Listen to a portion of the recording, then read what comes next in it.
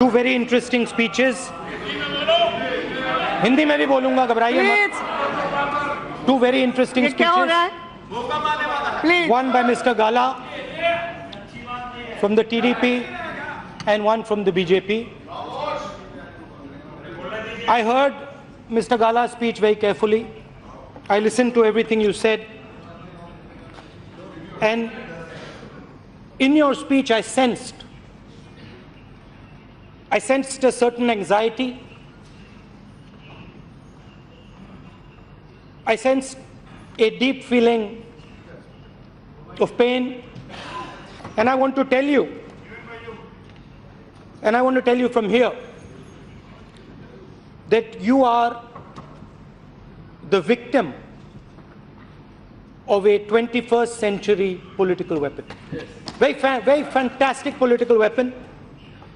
And I want to tell you that you are not alone. There are many victims like you in this country. The political weapon is called the Jumla strike. And the symptoms are the following. First, there is a great sense of excitement, happiness. There is a great sense of happiness, excitement. Then there is a feeling of shock. And after that, there are 8-hour-long speeches. Now, who else are victims of the Jumla strike? The Kisans of the country. Speaker ma'am, the Kisans of the country, the youngsters of the country, the Dalits, the tribals, and the women of the country. आपने बोला कि प्रधानमंत्री के शब्द का मतलब होना चाहिए, और यही सवाल पूरा हिंदुस्तान आज पूछ रहा है.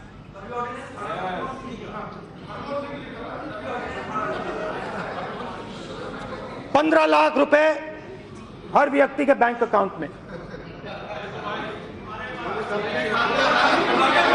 जुमला नंबर 1, जुमला स्ट्राइक नंबर 1, 15 लाख हर बैंक अकाउंट में.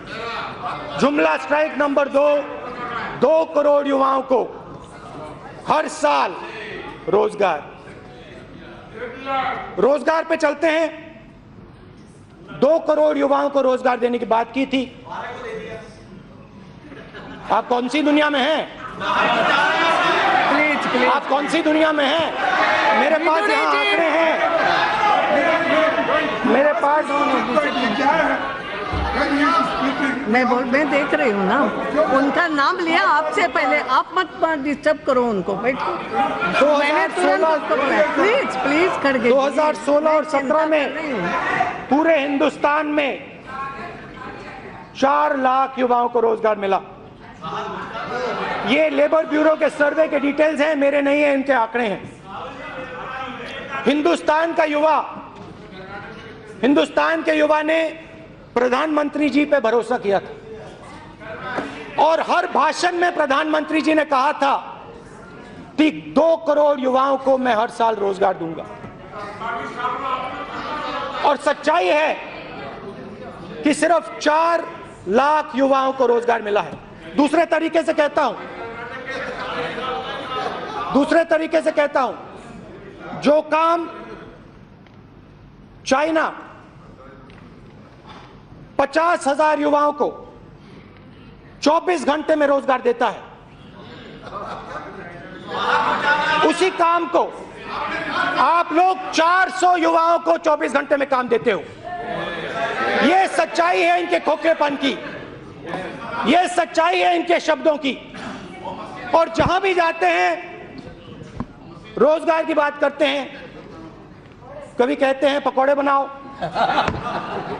कभी कहते हैं दुकान खोलो. रोजगार कौन लाएगा? रोजगार स्मॉल एंड मीडियम बिजनेसेस लाएंगे, छोटे दुकानदार लाएंगे, कंस्ट्रक्शन इंडस्ट्री में आएंगे। और आपने क्या किया? आपने क्या किया? पता नहीं क्या हुआ, कहां से मैसेज मिला, क्या हुआ।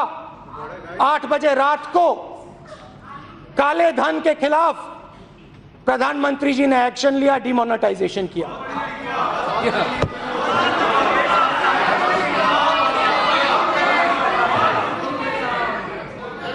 शायद समझ नहीं थी कि किसान, मजदूर, गरीब अपना धंधा कैश में चलाते हैं। मैं सूरत गया और सूरत के लोगों ने मुझे बताया कि प्रधानमंत्री जी ने सबसे जबरदस्त चोट हमें मारी है। मैंने नहीं बोला, उन्होंने बोला।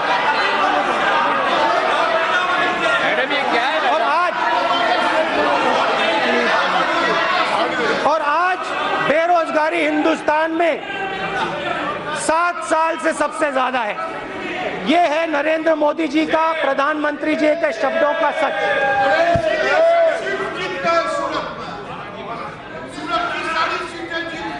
प्लीज नहीं, आप बैठे हुए लोगों की मत सुनो।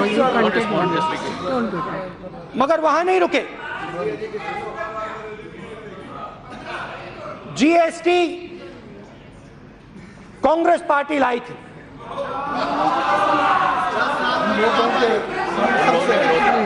आपने विरोध किया था। गुजरात के चीफ मिनिस्टर ने विरोध किया था। हम चाहते थे कि एक जीएसटी हो, पेट्रोल डीजल उस जीएसटी में हो, हिंदुस्तान के लिए एक टैक्स लगे और कम से कम डिसरप्शन हो। नरेंद्र प्रधानमंत्री जी की जीएसटी, 5 अलग अलग जीएसटी, और छोटे से छोटे दुकानदार के घर के अंदर आपने इनकम टैक्स डिपार्टमेंट को डाल दिया, घुसेड़ दिया, और करोड़ों लोगों को आपने बर्बाद किया। प्रधानमंत्री जी बाहर नहीं जाते हैं, नहीं बाहर जाते हैं मतलब अब्रॉड जाते हैं, ओबामा जी के पास, ट्रंप जी के पास जाते हैं, मगर अपना जो सिक्योरिटी कवर है, अपना जो सिक्योरिटी कवर है उससे बाहर नहीं निकलते हैं। प्रधानमंत्री की छोटे दुकानदारों से, स्मॉल बिजनेसेस से बात नहीं होती है। प्रधानमंत्री की बात सिर्फ सूट बूट वाले 15-20 सबसे बड़े बिजनेसमैन से होती है। तो जो छोटे दुकानदारों के दिल में है, जो किसानों के दिल में है, जो गरीबों के दिल में है, वो प्रधानमंत्री तक नहीं पहुंचता है। तो पूरी रोजगार के पूरे सिस्टम को आपकी सरकार ने जबरदस्त ठोकर मारी, अनएम्प्लॉयमेंट फैलाया। और जैसे मैंने कहा, जो पहले पैसा कमाते थे छोटी दुकान चलाकर, छोटा बिजनेस चलाकर, मीडियम साइज बिजनेस चलाकर, उनकी जेब के अंदर आपने हाथ डाला और उनका पैसा आपने छीन लिया। इस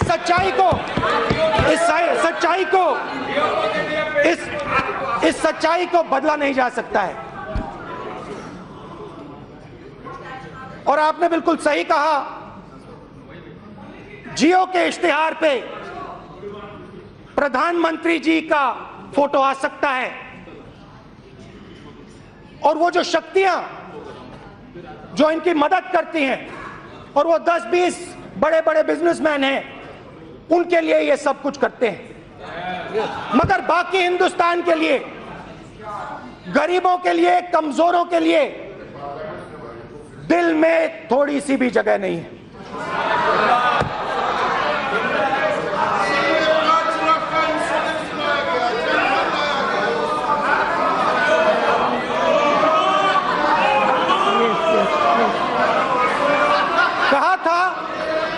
कहा था प्रधानमंत्री जी ने कहा था कि मैं देश का चौकीदार हूं।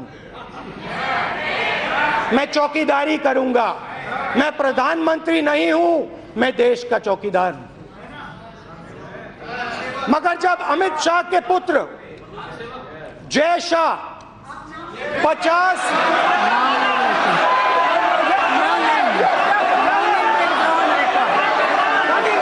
किसी का भी नाम नहीं निकाल दिया, बोल दिया। नो नेम महोदय, क्या प्रॉब्लम है लोगों को? नो नेम नो नेम जब बोल दिया। जय शाह नाम नहीं जाएगा। आप बैठिए। अध्यक्ष महोदय, हमारा नाम दिया। राकेश सिंह ने हमारा नाम दिया। अध्यक्ष महोदय, राकेश सिंह ने इंदिरा जी का नाम दिया, राजीव जी का नाम नाम दिया। नहीं जाएगा रिकॉर्ड में। जब प्रधानमंत्री के मित्र के पुत्र जब प्रधानमंत्री के मित्र का पुत्र नहीं जाएगा। Nothing. 16,000 बार अपनी आमदनी को बढ़ाता है 3 महीने में, तो प्रधानमंत्री के मुंह से एक शब्द नहीं निकलता है।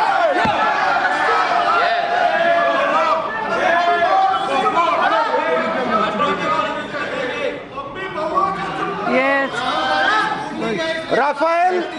राफेल हवाई जहाज हमारी यूपीए की डील में हवाई जहाज का दाम 520 करोड़ रुपए प्रति हवाई जहाज।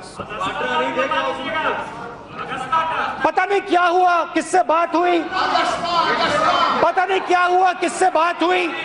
प्रधानमंत्री जी फ्रांस गए, वहां पे किसके साथ गए पूरा देश जानता है। और जादू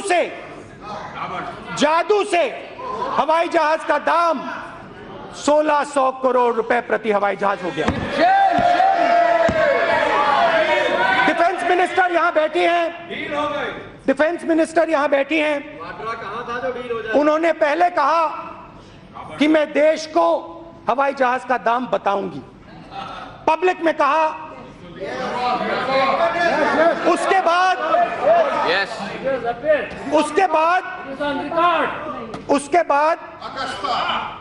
बाद डिफेंस मिनिस्टर ने क्लियरली बोला कि मैं ये आंकड़ा नहीं दे सकती हूं, क्योंकि फ्रांस की सरकार और हिंदुस्तान की सरकार के बीच में एक सीक्रेसी पैक्ट है। मैं स्वयं फ्रांस के राष्ट्रपति से मिला और मैंने स्वयं फ्रांस के राष्ट्रपति से यह सवाल पूछा, क्या ऐसा कोई पैक्ट हिंदुस्तान की सरकार और फ्रांस की सरकार के बीच में है? और फ्रांस के राष्ट्रपति ने मुझे बताया कि ऐसा कोई पैक्ट हिंदुस्तान की सरकार और फ्रांस की सरकार के बीच में नहीं है। यह सच्चाई है। और उन्होंने मुझे बताया इससे कहने से मेरा कोई इतराज नहीं है। आप यह बात पूरे हिंदुस्तान को बताइए।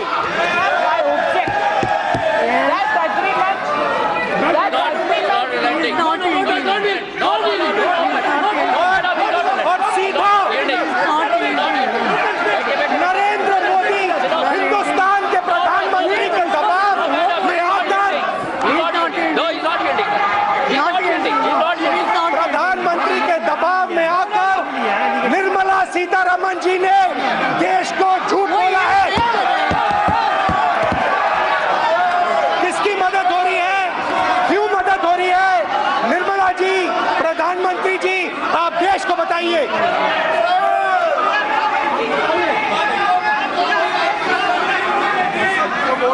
असत्य बोला है।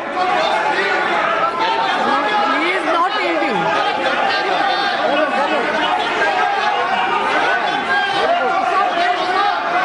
उसके बाद जब ये निर्णय लिया गया Yes, 1 minute. What is it? No, madam. He is misleading the House.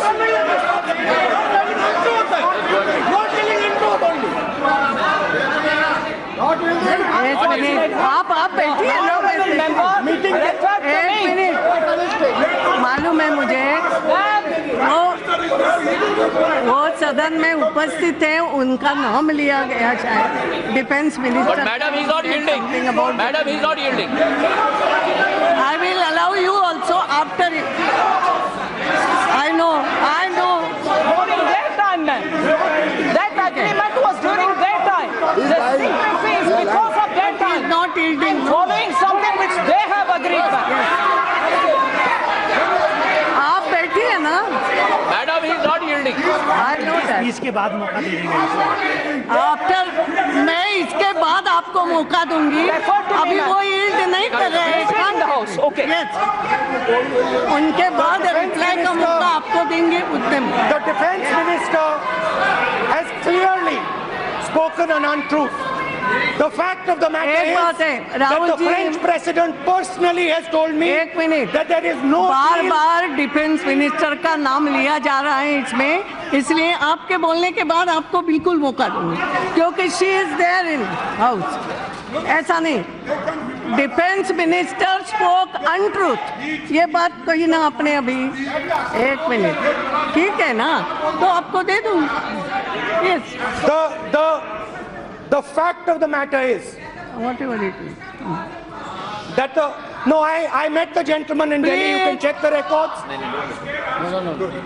आप बोलिए। Don't respond. And the gentleman clearly said that there is no secret pact Okay. between the Indian government and the French government. Yes, So the defense minister has clearly spoken an untruth. Untruth I want नहीं, to अभी आप understand. ये untruth शब्द अभी नहीं जाएगा, because I she will clear the position. That is parliamentary. Madam, untruth is parliamentary. Untruth is parliamentary. Now, Carry on.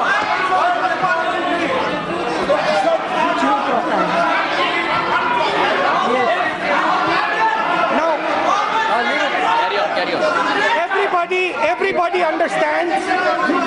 हो गया, मैंने बोला ना। Yes, Everybody understands the relationship the Prime Minister has with certain business people. Everybody knows it. Everybody understands and everybody can see the amount of money that goes into the marketing of India's Prime Minister. And everybody understands who it comes from.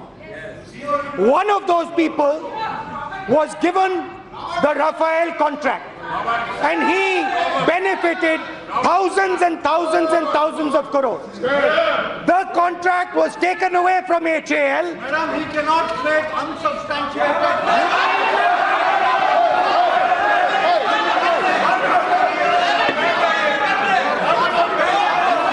Are baseless.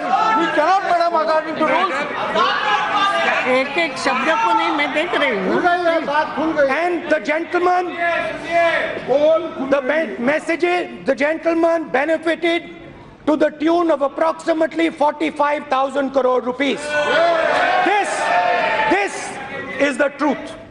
Now the Prime Minister must explain, and he must answer in this House, whether the Cabinet Committee for Security took this decision or not. The Prime Minister must also explain why this contract was taken away from HAL and the youngsters of Karnataka and given to a businessman who had a debt of 35,000 crores and has never ever built an aeroplane in his life. Now these are the things that the Prime Minister of India must explain. He must explain why a businessman has been favored. I know, I can see he's smiling, but there is a touch of nervousness in the gentleman. There is a touch of nervousness in the gentleman, and he is looking away from me. I can understand that. And now he cannot look into my eyes. He cannot look into my eyes. I can see that. How can it be? Because the Prime Minister has not been truthful. That is the fact. Now, let me move on. Let me go down the list. The idea of demonetization was to damage and reduce. 1 minute. What point of order you have? पूरे देश ने अभी देखा है, मैंने प्रधानमंत्री के बारे में साफ साफ बोला है और प्रधानमंत्री अपनी आंख मेरे आंख में नहीं डाल सकते हैं। ये सच्चाई है। ये कोई कभी उधर देख रहे थे, कभी उधर देख रहे थे, मगर सच्चाई है, सच्चाई है। चलिए चलिए,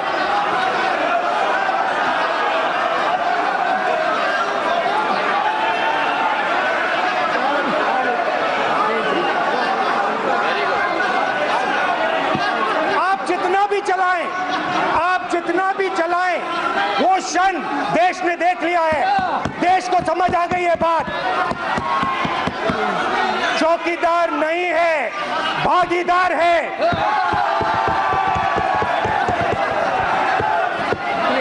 अब चलते हैं फॉरेन पॉलिसी पे। थोड़ा फॉरेन पॉलिसी के बारे में बोलते हैं। प्रधानमंत्री जी ने चाइना के राष्ट्रपति के साथ गुजरात में नदी के किनारे झूला झूला था। उसके बाद उसी समय चाइना के 1000 सैनिक हिंदुस्तान की टेरिटरी के अंदर थे। उसके बाद चाइना का राष्ट्रपति वापस गया। चाइना का राष्ट्रपति वापस जाता है और अपनी सेना को डोकलाम में डालता है।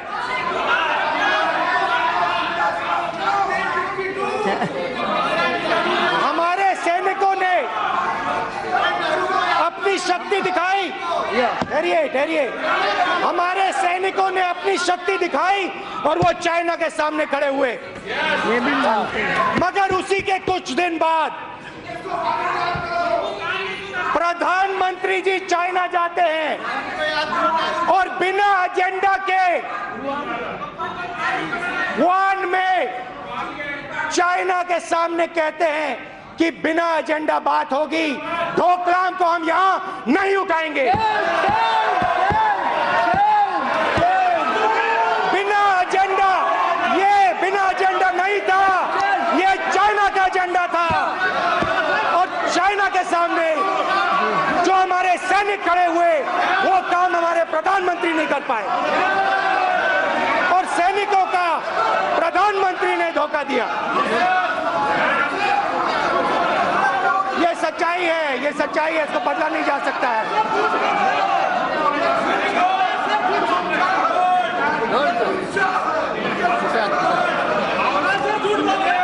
किसान कहता है, प्रधानमंत्री जी आपने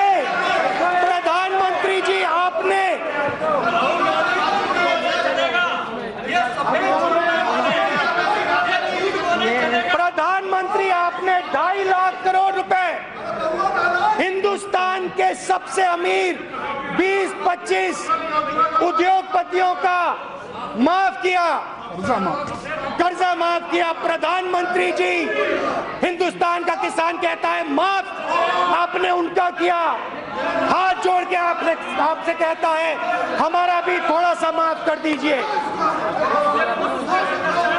और फाइनेंस मिनिस्टर कहते हैं नहीं नहीं नहीं नहीं नहीं नहीं, किसान का कर्जा माफ नहीं होगा, सबसे बड़े उद्योगपतियों का होगा, किसान का नहीं होगा, क्योंकि तुम लोगों में शक्ति नहीं है, तुम लोगों में दम नहीं है, तुम लोग सूट नहीं पहनते, बूट नहीं पहनते।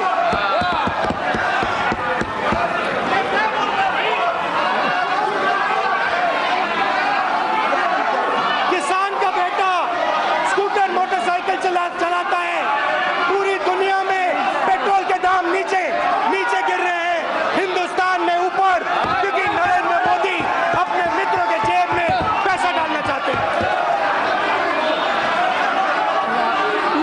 प्लीज बैठिए तो सही।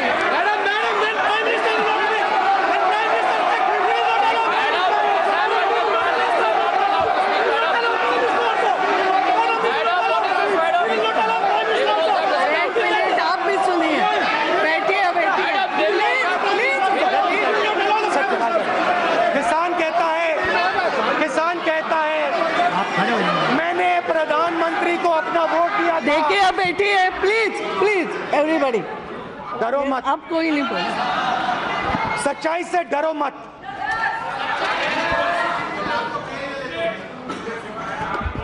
तो स्पीकर मैडम, किसानों की बात हो रही थी। किसानों ने हाथ जोड़कर प्रधानमंत्री से कहा था कि हमारा भी आप कर्जा माफ कीजिए। 2.5 लाख करोड़ रुपए 15-20 सबसे अमीर लोगों का माफ किया, मगर किसानों की आवाज नहीं सुनी। माफ किया ही ये नहीं। कुछ ही दिन पहले एक नया जुमला स्ट्राइक, कहां चले गए? कहां? एक नया जुमला स्ट्राइक, एमएसपी का जुमला स्ट्राइक। और हिंदुस्तान के किसानों को मैं बताना चाहता हूं, हरियाणा, पंजाब, उत्तर प्रदेश, बाकी प्रदेशों के किसानों को मैं बताना चाहता हूं कि एमएसपी में प्रधानमंत्री जी ने पूरे देश में आपको 10,000 करोड़ रुपए का फायदा दिया है। कर्नाटक की सरकार ने, सिर्फ एक प्रदेश ने 34,000 करोड़ रुपए अपने किसानों को दिए। तो ये भी एक नया जुमला।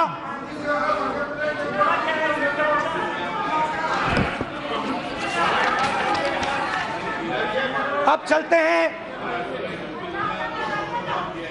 महिलाओं की बात करते हैं। कुछ ही दिन पहले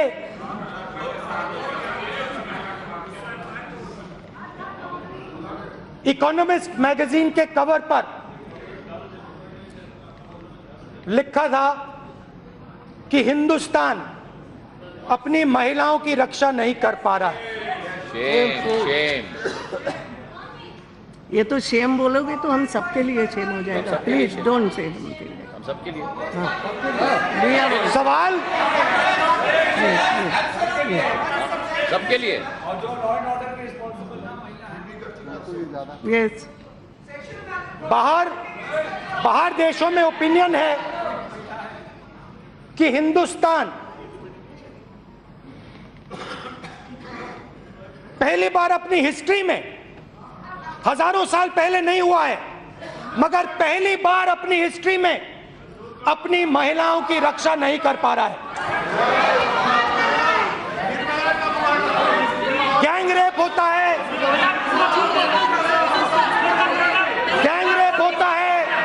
महिलाओं पे अत्याचार होता है। बैठ जाए मैडम बैठा दीजिए। प्लीज। पहली बार मैंने कहा कि पहली बार हिंदुस्तान के इतिहास में ऐसा रेप्यूटेशन हिंदुस्तान का बन रहा है। ये हिस्ट्री में कभी पहले नहीं हुआ है। सॉरी। मैडम इतने उत्तेजित क्यों हो रहे हैं मैडम? जहां भी देखो,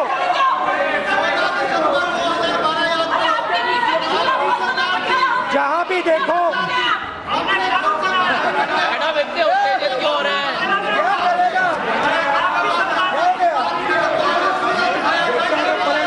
मैडम इतने परेशान है मैडम, इतने परेशान। महिलाओं पे अत्याचार पूरे देश में, ये बार-बार दलितों, आदिवासियों, माइनॉरिटीज पे अत्याचार, लोग मारे जा रहे हैं, पीटे जा रहे हैं, कुचले जा रहे हैं। प्रधानमंत्री के मुंह से एक शब्द नहीं निकल सकता है। क्या दलित, माइनॉरिटीज और आदिवासी हिंदुस्तान के नहीं हैं? क्या ये किसी और देश के हैं? ये महिला हमारी देश की नहीं है? तो जब ये होता है, प्रधानमंत्री के मुंह से एक शब्द क्यों नहीं निकलता है? मेरा सवाल है। अपने भाषण में वो उसका जवाब दें। उनके मंत्री जाके हार डालते हैं, उल्टा उनके मंत्री जाकर उन पर हार डालते हैं। इससे हिंदुस्तान का फायदा नहीं होता।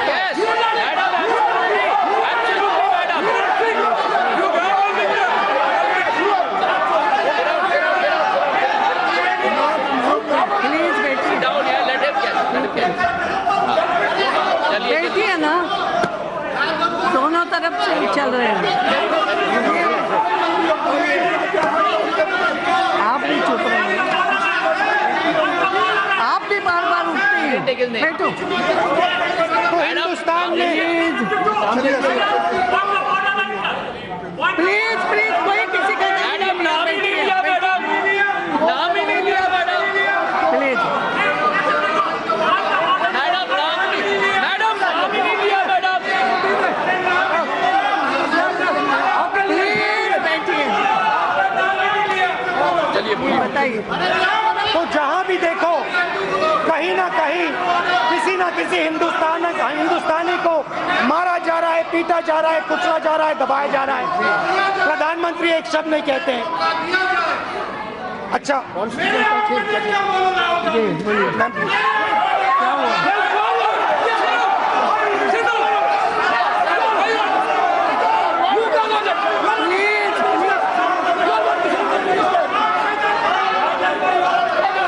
मैडम इतने चिढ़ क्यों रहे हैं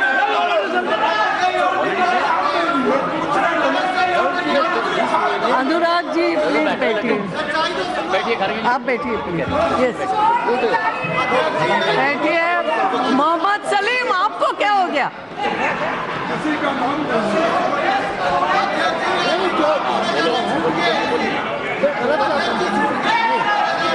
तो जहां भी देखो कहीं ना कहीं किसी ना किसी हिंदुस्तानी की हत्या हो रही है, किसी ना किसी हिंदुस्तानी को पीटा जा रहा है, मारा जा रहा है, दबाया जा रहा है।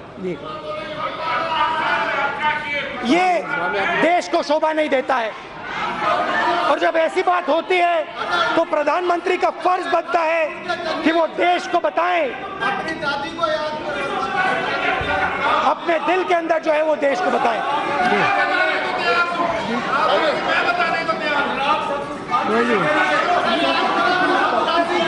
अब आप मैंने काफी लंबा भाषण किया है, अब खत्म कर रहा हूं। प्लीज क्या कर रहे हो? जी बोलिए, आप तो बोलिए।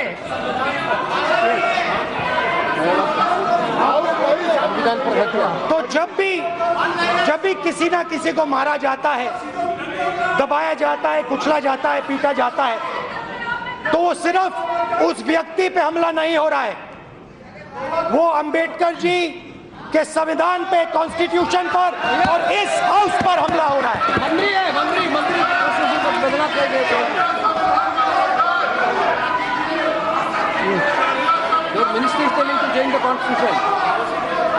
जब आपके मंत्री कॉन्स्टिट्यूशन को बदलने की बात करते हैं तो वो अंबेडकर जी और पूरे हिंदुस्तान पर आक्रमण करते हैं,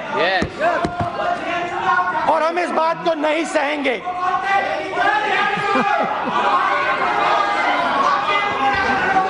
विदुरी जी क्या हो रहा है?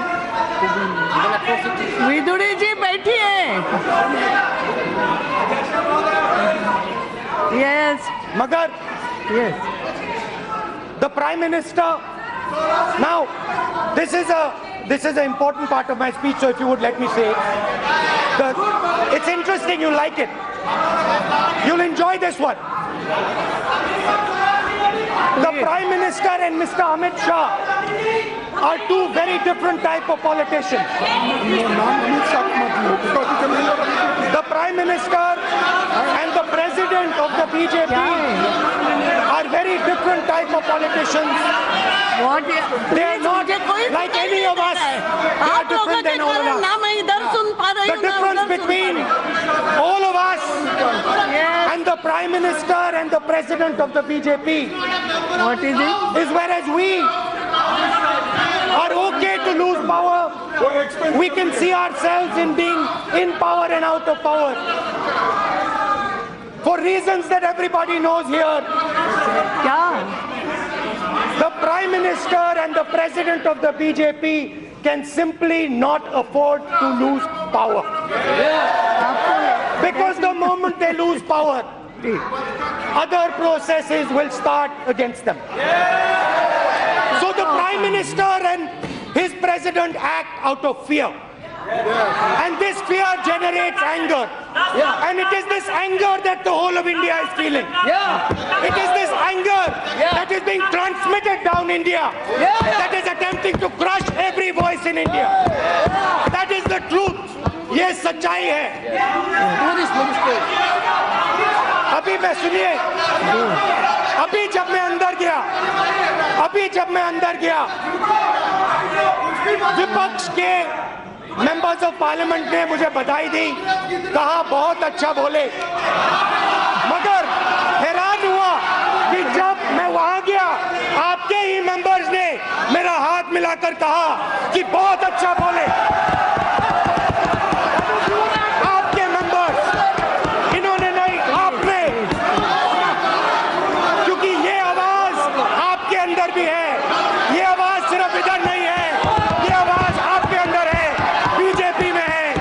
ये अकाली दल की नेता मुस्कुरा के मुझे देख रही थी. आपने देखा, मुस्कुराया? नहीं.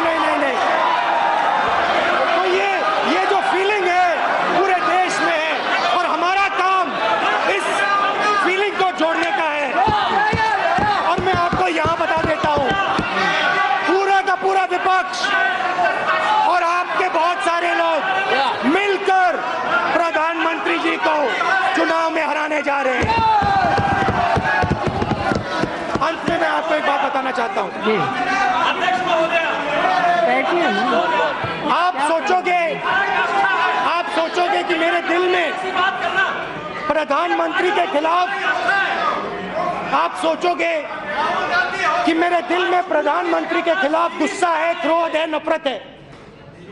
मगर मैं आपको दिल से कहता हूं, मैं प्रधानमंत्री, बीजेपी और आरएसएस का बहुत आभारी हूं कि इन्होंने मुझे कांग्रेस का मतलब समझाया,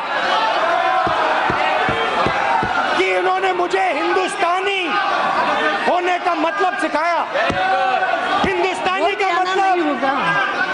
हिंदुस्तानी का मतलब चाहे तुम्हें कोई भी कुछ कह दे, तुम्हारे खिलाफ कोई भी कर दे, झूठी बात बोले, गाली दे, लाठी मारे, तुम्हारे दिल में उसके लिए प्यार होना चाहिए. ये आपने, नरेंद्र मोदी जी और बीजेपी, आरएसएस, ये आपने मुझे सिखाया है.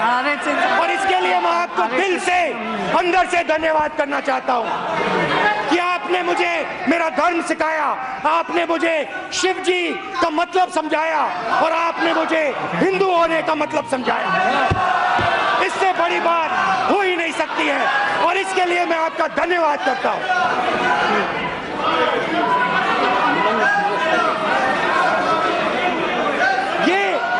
ये हमारे देश का इतिहास है. Yes please. ये हमारे देश का इतिहास है और मेरे अंदर, आपके अंदर मेरे लिए नफरत है, आपके अंदर मेरे लिए गुस्सा है. आपके लिए मैं पप्पू हूं, आपके लिए मैं अलग अलग गाली दे सकते हो, मगर मेरे अंदर आपके खिलाफ इतना सा भी गुस्सा, इतना सा भी क्रोध, इतनी सी भी नफरत नहीं है. मैं कांग्रेस हूं और ये सब कांग्रेस हैं और कांग्रेस ने और इस भावना ने इस देश को बनाया है. इस बात को आप कभी मत भूलिए. और ये भावना आप सबके अंदर है और इस भावना को मैं आप सबके अंदर से निकालूंगा.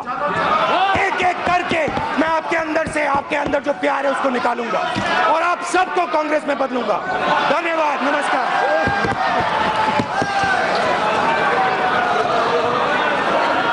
निर्मला जी